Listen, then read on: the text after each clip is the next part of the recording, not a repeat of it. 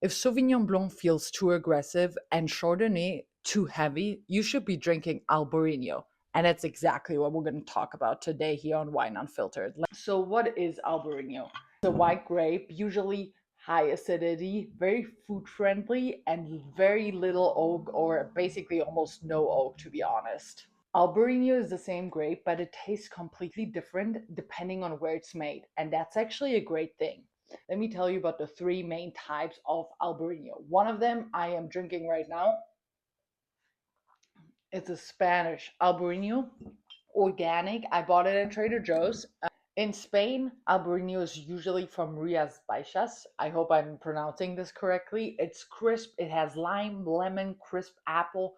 It is from a coastal region, very food friendly, often seafood vibes that go really well with it. So this is the classic Albarino that oftentimes we associate with Albarino. But let me tell you about the other types, because Portugal has something called Alvarinho with a V instead of a B, and it's actually the same grape, just a different name. It can be really crisp but also really round, and depending on where it's made, it sometimes even has aromas and flavors of like a little bit of peach, stone fruit, mixed in with also these classic aromas that we also find in Spain.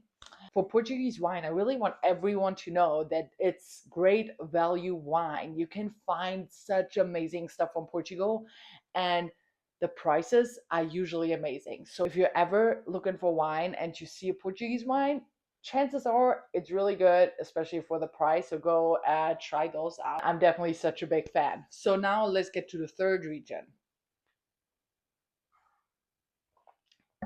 The third region I want to talk about is California. California has riper Albarino. It hasn't been around for that long. It's also not necessarily a flagship variety, but there's some real good Albarino out here in California.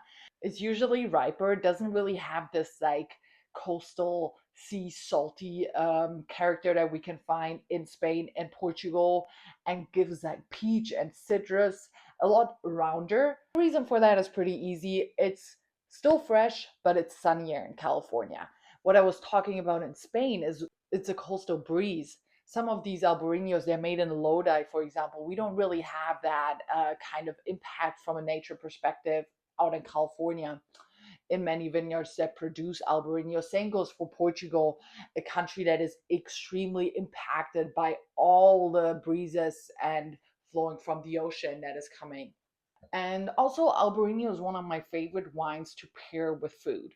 So I love it for people that love food, that love wine, but don't really want to think too much about it, right? It's fairly like straightforward. The rule is if you want super crisp, you go to Spain. If you want budget and freshness, you go to Portugal. And if you want something riper, you go to California. All right, so how are we pairing the Albarino?